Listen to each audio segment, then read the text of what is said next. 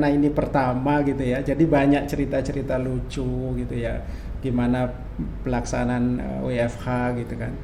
Iya. Misalnya contohnya kan sering tuh di posting ketika apa namanya ditanyakan gimana kegiatan hari ini. Tuh bapak-bapaknya ada yang lagi di dapur, lagi apa, lagi goreng tempe, lagi apa, padahal itu.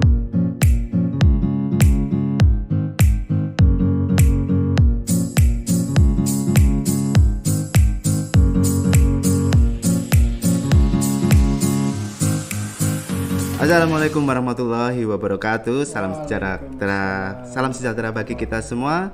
Shalom, Om Swastiastu, Namo Buddhaya dan salam kebajikan. Introducing Mojo Podcast, we are excited to share with you our very first episode. Catat ya, tanggal 26 Juni 2020 adalah kelahiran Mojo Podcast.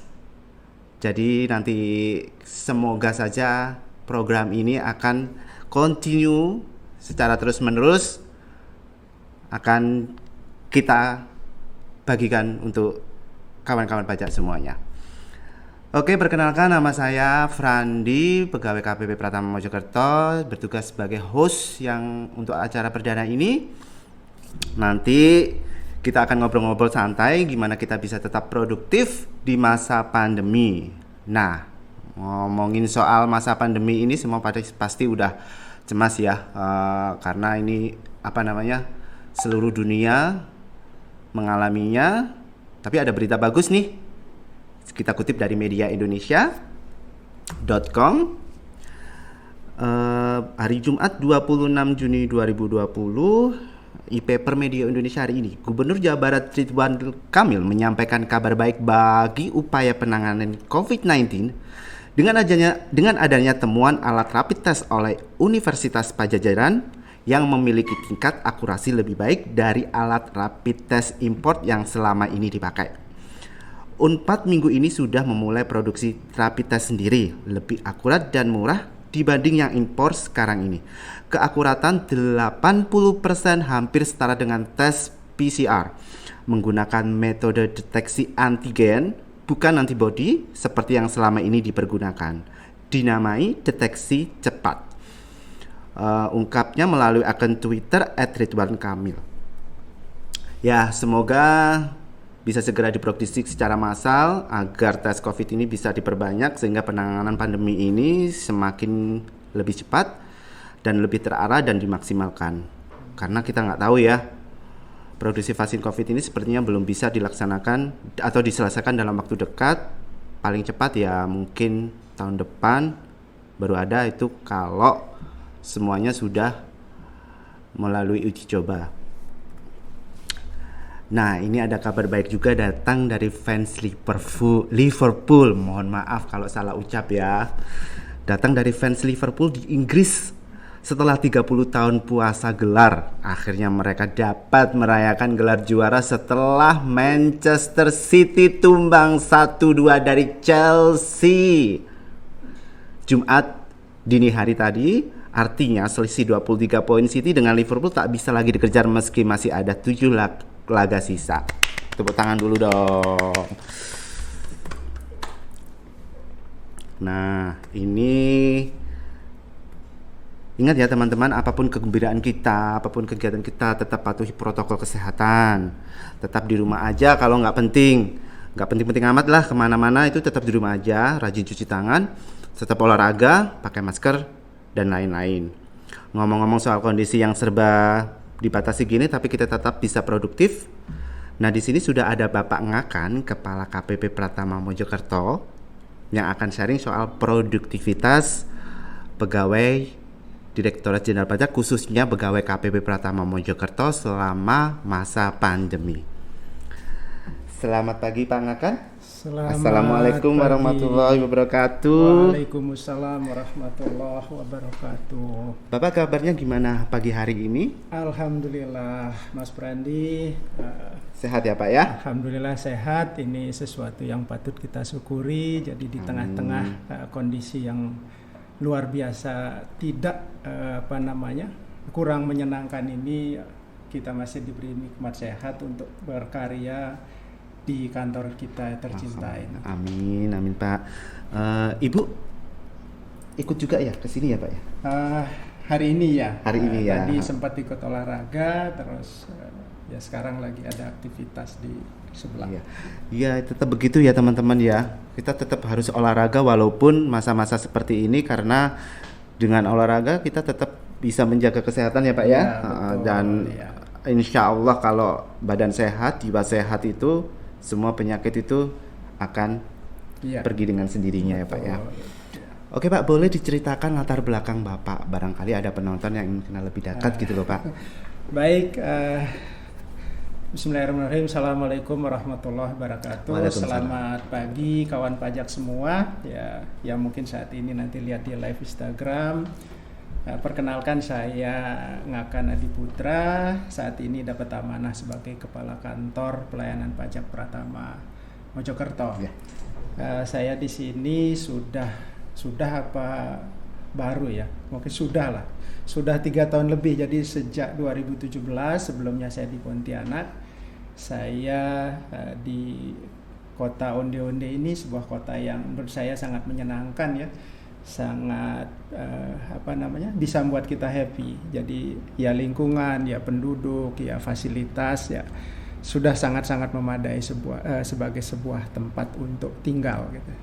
Alhamdulillah Pak, kalau udah kerasan di sini ya Pak ya. Walaupun berapa tahun ya? Hampir 3 tahun. Oh, 3 tahun lebih ya. Kalau dibandingkan dengan tempat yang sebelumnya Pak, untuk mungkin kalau yang kita biasa pindah-pindah gitu kan biasanya mengalami culture shock ya Pak ya. Apa perbedaan yang Bapak rasakan yang paling besar dari Pontianak dengan Mojokerto ini Pak? Iya. Alhamdulillah saya sudah berkeliling ya hampir di banyak tempat. Ini juga sesuatu yang patut disyukuri sebagai seorang ASN. Jadi kita bisa mengenal banyak tempat, mulai di Medan, pernah di Bandung, di Jogja, di Pontianak, dan mengunjungi tempat-tempat lain juga. Iya. Jadi memang kalau kita lihat ada perbedaan ya, tapi itu bukan sesuatu masalah ya. Saya kira kita merasa bahwa kita sebagai seorang Indonesia dimanapun, insya Allah kita siap lah. Barangkali ada sedikit perbedaan ya, memang dari sisi mungkin kalau kita bilang biaya hidup, barangkali ya, biaya hidup ya. Saya yakin teman-teman kawan pajak juga sudah paham ya, ada memang beberapa saya kira tempat-tempat yang dari sisi biaya hidup ada yang lebih tinggi dan ada yang lebih murah, dan khusus Mojokerto saya kira juga ini tempat yang sangat-sangat layak, bahkan sebuah kota yang bisa dinominasikan untuk sebagai tempat pensiun karena memang biaya hidup lumayan murah gitu.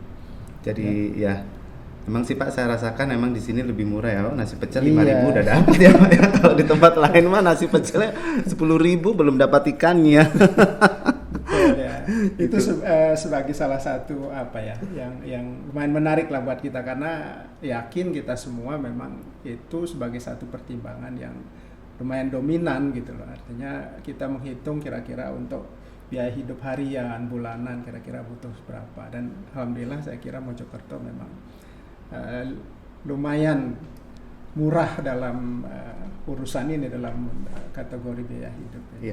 Dan semoga saja di Mojokerto ini semua kegiatan perekonomian baik dari perusahaan-perusahaan atau UKM semakin lebih maju ya Pak, tidak ada yang tertinggal atau gimana, supaya nanti kita bisa untuk menyumbangkan untuk negara ya gitu ya Pak ya. Iya. Betul, ini saat ini kan sebuah kondisi yang dimana kita semua itu menghadapi tantangan yang luar biasa berat ya. Ya, pandemi ini COVID-19 ini luar biasa. Dia masuk ke hampir berpengaruh ke semua sektor ya. Jadi ya pastinya kesehatan, kemudian dia berpengaruh ke ekonomi, sosial, keuangan, hampir semua sektor terpengaruh, dan kita rasakan semua bagaimana akibatnya itu. Jadi ini memang sebuah kondisi, sebuah keadaan yang lumayan berat buat kita semua. Iya, semoga ya semuanya terlalui dengan lancar secara maksimal. Nah Pak, Bisa di-sharing nggak bagaimana sebaiknya kita harus tetap produktif di masa pandemi kayak gini? Mungkin bisa diceritakan dari kacamata seorang pimpinan.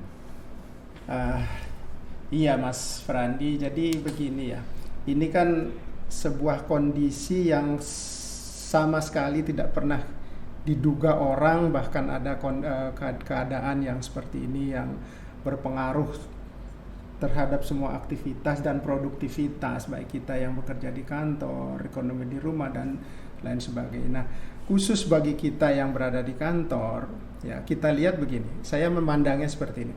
Sebagai seorang manusia kita dianugerahi kelebihan akal, jadi yakin gitu ya, yakin bahwasanya kita semua bisa survive menghadapi ini. Tapi satu hal yang penting buat kita itu adalah bahwasanya kita harus berpikir konstruktif. Jadi begini, setiap kejadian itu kan pasti ada hikmah. Bagaimana cara kita memandang, bagaimana cara kita melihat. Nah, ketika kita optimis memandang suatu keadaan, itu kita akan menganggap ini sebagai sebuah tantangan. Sebagai tantangan, bagaimana kita menghadapinya supaya kita tetap produktif. Nah, kita tahu sebagai seorang ASN, kita di sini sebagai pegawai Direktorat Jenderal Pajak, khususnya KPP Pratama Mojokerto, kita sudah dapat amanah. Kita sudah dapat amanah apa yang harus kita kerjakan dan apa yang harus kita capai. Nah, dengan kondisi seperti ini, amanah itu tidak berubah. Justru ini menjadi tantangan kita. Kita semua tahu bahwasanya di tengah pandemi seperti ini produktivitas menurun, pastinya ini akan berpengaruh kepada, kalau ekonomi menurun, ya pastinya penerimaan pajak juga biasanya akan terpengaruh. Nah, inilah tantangan kita, bagaimana kita mencoba untuk meningkatkan produktivitas kita untuk mengoptimalkan apa-apa yang bisa kita lakukan dengan kondisi ini untuk tetap produktif, tetap optimal dalam kita melaksanakan pekerjaan ini gitu. Nah, salah satu mungkin yang barangkali bisa kita lihat, jadi begini, Kementerian Keuangan secara dalam satu kesatuan yang lebih besar, kalau kita Direktorat Jenderal Pajak berada di dalam naungan Kementerian Keuangan, sebetulnya sudah menyiapkan lebih sebelum pandemi ini, sebelum COVID ini, sebetulnya sudah menyiapkan strategi bagaimana misalnya bekerja secara online dan lain sebagainya. Jadi sarana prasarana infrastruktur itu juga sudah disiapkan. Nah, kalau dilihat dari sisi itu, sebetulnya pandemi ini bisa menjadi sebuah hikmah yang bisa mendorong, mempercepat upaya ini. Nah, kita tahu sekarang kita sudah mulai gitu loh. Kita sudah mulai, kita sudah menjalani ini dengan apa yang namanya work from home. Kita bekerja dari rumah, meskipun masih terus terang kita masih gagap ya. Gagap gimana kita melaksanakan ini, bagaimana dengan sarana kita. Nah, tapi itu tadi saya sangat terkesan dengan apa yang disampaikan oleh Ibu Menteri, bahwasanya kita harus berpikir konstruktif. Jadi berpikir konstruktif artinya apapun keadaannya kita harus bisa menjalani itu dengan optimal. Jadi jangan setelah sempurna dulu baru kita melaksanakannya, itu kita tidak akan pernah bisa jalan. Jadi justru di sini dituntut kemampuan kita di tengah keterbatasan ini, bagaimana cara kita supaya kita bisa optimal gitu. Jadi di tengah WFH, meskipun kita WFH artinya bekerja dari rumah, ya produktivitas kita ya harus tetap sesuai dengan yang target ini. Ya seperti itu Mas. Ya, jadi intinya ya kita harus tetap optimis ya Pak ya. Ya betul. Optimis itu harus ya tetap dipupuk lah ya, supaya nanti apa yang kita kerjakan itu hasilnya maksimal kayak gitu ya Pak ya. Walaupun kita kerja dari rumah, tetap harus optimis, kita tetap harus berkoordinasi dengan teman-teman gitu kan. Ya namanya sinergi ya Pak ya. Betul. Jadi Pak, mungkin gini tambahan sedikit. Jadi kita sudah disiapkan, sistem sudah ada ya. Jadi sistem sudah ada bagaimana kita bekerja dari rumah. Jadi istilahnya aplikasinya sudah ada gitu. Jadi sarana prasarana, sistem, target semua sudah ada. Nah, tinggal bagaimana kita memotivasi ya, karena ini baru pertama kali. Jadi di tengah fleksibilitas waktu, kalau kita di rumah kan beda dengan di kantor. Betul, kan ya. Jadi kalau di kantor udah pasti 7:30 kita absen, kita duduk di depan komputer, depan meja, pekerjaan kita sudah jelas, sudah ada. Nah, terus kemudian kita bekerja secara konvensional. Nah, ini kalau WFH, nah kita kan mau waktunya itu sangat fleksibel. Jadi mau kita bekerja jam berapa dan bekerja jam berapa. Nah, inilah yang sebetulnya menjadi tantangan yang perlu kita atasi, yang semua harus menyadari ini bahwasanya jangan sampai fleksibilitas itu menjadikan kita kurang optimal gitu loh. Jadi karena kita bisa bangun misalnya ada yang bangun jam 9, jam 10 gitu enggak. Jadi memang kita harus disiplin benar bahwasanya ini waktunya bekerja mulai saat kita absen sampai dengan dari jam 7:30 sampai jam 5, yaitu waktunya kita bekerja gitu. Iya Pak, walaupun WFH kadang kita gini ya Pak ya. Saya selaku ini ya yang pernah mengalami WFH, kadang ada ide-ide gitu loh Pak yang muncul gitu kan, yang di kantor biasanya kita buntu, terus pas waktu WFH sambil nonton TV terus kita koordinasi dengan teman-teman gini-gini ternyata muncul ya. Salah contohnya ya ini Pak, Mojok Podcast ini gitu kan, kita jadi gimana kita bikin muncul, ini ya akhirnya ya teman-teman akhirnya ya oke lah kayak gitu kan. Jadi kita tetap produktif gitu loh Pak ya. Nah itu ide-ide seperti itu bisa muncul ketika pikiran kita terbuka. Artinya kita berpikir konstruktif ya. Jadi apa yang bisa kita lakukan di tengah situasi seperti ini. Jadi kan sering orang begini ya, ketika menghadapi sesuatu, menghadapi hambatan itu yang dimunculkan itu hambatannya. Jadi dia tidak ngerjain apa-apa. Jadi begitu misalnya contohnya ya, mohon maaf kalau misalnya sering kali seperti ini, kalau kita disuruh bekerja di rumah itu ada yang mengeluh, waduh Pak jaringan internetnya seperti ini lemah, terus harus ini sendiri laptop nah itu nggak konstruktif artinya, justru yang dimunculkan itu hambatannya, padahal masih banyak hal yang lain yang bisa kita munculkan untuk kita bekerja. Jadi itu intinya, itu ketika kita optimis, pikiran kita terbuka, ide-ide muncul.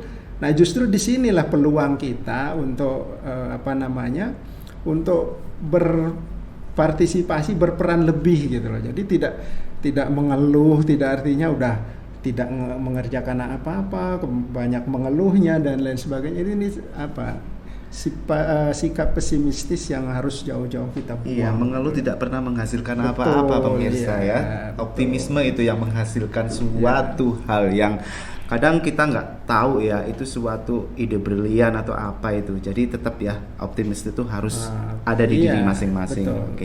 Nah Pak, di sisi kebijakan perpajakan sendiri kan pemerintah sudah menyiapkan banyak insentif ya Pak ya, untuk para wajib pajak yang terdampak. Bisa diceritakan Pak apa insentifnya? Jadi begini, jadi di tengah pandemi ini pemerintah itu tidak tinggal diam. Jadi memang tadi berpengaruh ke semua sektor, kesehatan, sosial, ekonomi, keuangan. Nah, kalau ini kita sudah sama-sama lihat bagaimana pemerintah mengeluarkan kebijakan. Dari sisi legalnya sudah keluar peraturan pemerintah pengganti Undang-Undang Nomor 1 Tahun 2020, kemudian ada Perpres 54. Nah, itu dari aspek legalnya. Tapi intinya di dalamnya itu adalah pemerintah berusaha menghadapi ini supaya semua sektor, semua kehidupan itu kalaupun pengaruh tapi tidak sampai down, sampai benar-benar ini.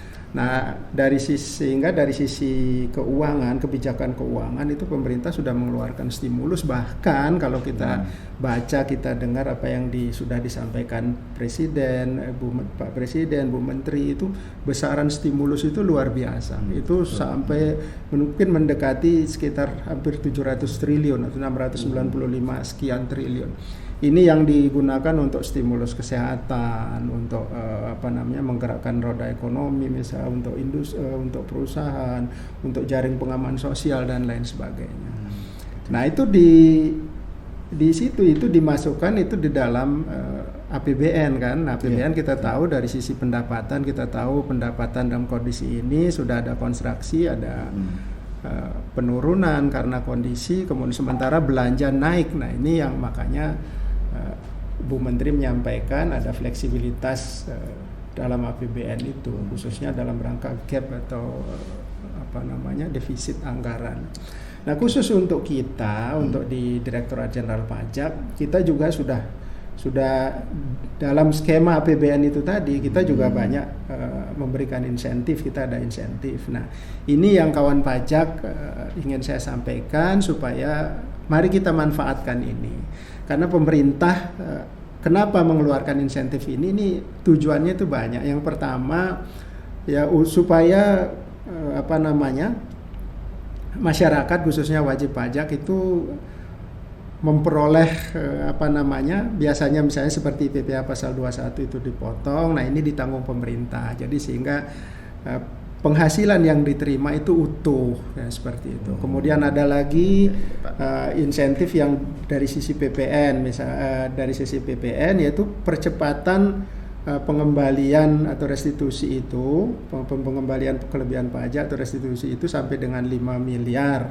Nah itu pengembaliannya dipercepat, tentu dengan persyaratan-persyaratan tertentu. Nanti kemudian ada pengurangan PPh pasal 25, kemudian pembebasan PPh pasal 22 impor, dan kemudian juga ada yang paling banyak pengaruh ke masyarakat itu ya UMKM. Jadi pajak penghasilan final untuk PP 23 ini. Nah tapi ada syarat dan ketentuannya. Nah nanti silahkan kawan-kawan pajak untuk bertanya atau mencari informasi. Kami semua ini siap untuk membantu kawan pajak semua dalam rangka pelaksanaan kewajiban ini.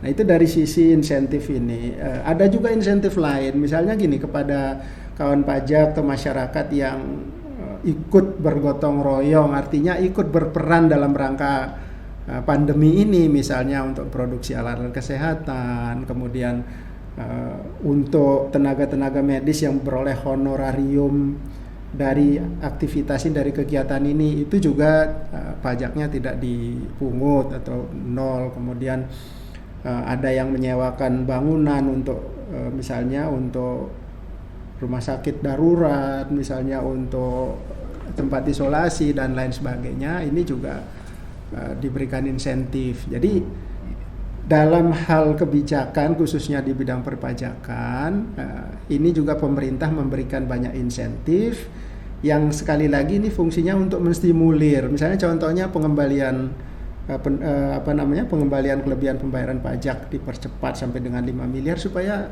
ini bisa dimanfaatkan untuk menstimulir kegiatan usaha kawan-kawan pajak semua. Nah oleh karena itu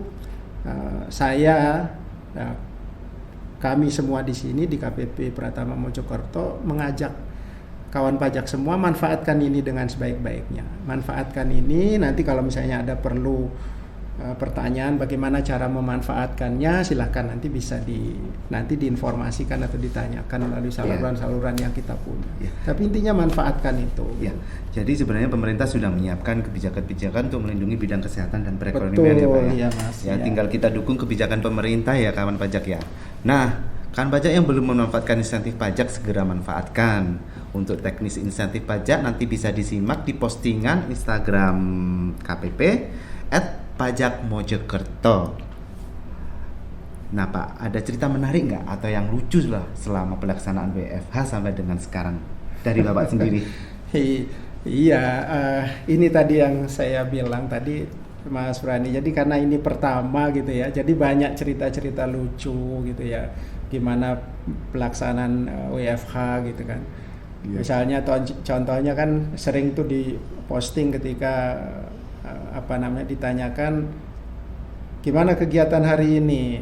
Bapak-bapaknya ada yang lagi di dapur, lagi lagi goreng tempe, lagi apa. Padahal itu udah jam kerja gitu kan, udah jam kerja gitu. Nah itu jadi ya karena kita memang belum terbiasa gitu ya, belum terbiasa. Jadi kita seolah-olah bahkan ada banyak sebagian kita, mungkin termasuk saya juga di awal-awal kita berpikir ini kok libur terus gitu kan. Betul. Libur terus karena posisinya kita di rumah bukan di kantor. Jadi ya ini awal. Nah, tapi awal ya insyaallah nanti ke depannya semakin lama semakin baik ya, terutama memunculkan kesadaran itu bahwasanya dimanapun kita bekerja, di tempat manapun kita bekerja, nah kita produktivitas ini nggak boleh kurang gitu loh. Ya mungkin ya seperti tadi itu, terutama yang paling mungkin kerasa itu ibu-ibunya ya, kerasa ibu-ibunya gitu. Jadi mungkin karena keenakan WFH, karena rasa nyaman WFH, malah kelupaan sampai sampai lupa kalau bahwasanya dia sudah harus WFO gitu kan. Ya, karena memang luar biasa nyaman ini. Nah, jadi ini dalam konteks kebijakan WFH ini, nah sebetulnya ke depan itu memang pemerintah kita, pimpinan kita sudah mengambil kebijakan ini sebagai sebuah sebuah model di mana kita waktu bekerja fleksibel, tapi produktivitas kita tetap naik, tetap optimal, nah gitu. Jadi tidak, ya tadi seperti itu, ya mungkin saja nanti suatu saat nggak masalah gitu kan. Jadi kalau buat ibu-ibunya pagi harusnya jam 7.30 sudah biasa depan meja, nah ini masih nyiapkan sarapan atau bisa goreng-goreng atau bahkan masih ke tukang sayur dan lain sebagainya. Mandiin anak Pak. Iya, mandiin anak dan lain sebagainya. Ya seperti itulah. Oke Pak. Terima kasih Pak atas waktunya di edisi perdana kali ini. Kita sudah mendekati waktu selesai. Nanti kita lanjut lagi di podcast berikutnya ya Pak ya. Kita lanjutkan untuk bekerja kembali ya Pak ya. Oh ya, rekaman pajak selain di Instagram Live, IG Live, nanti Mojok Podcast ini juga akan diupload di akun YouTube, channel YouTube KP Pratama Mojokerto di @pajakmojokerto. Mas Frandi, masih bisa ya?